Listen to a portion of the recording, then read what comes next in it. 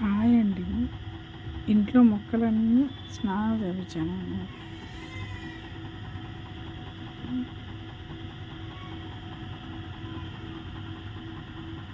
చూడండి ఎంత పెద్దగా అయిపోయింది.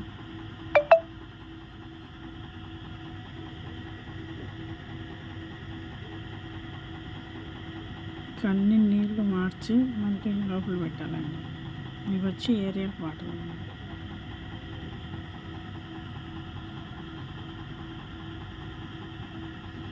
ఇవి కలర్ వైట్గానే ఉన్నాయండి. దీంట్లో లిక్విడ్ వేసాను, ప్లాంట్ బూస్ట్ అందుకు కలర్ అలా అయిపోయింది.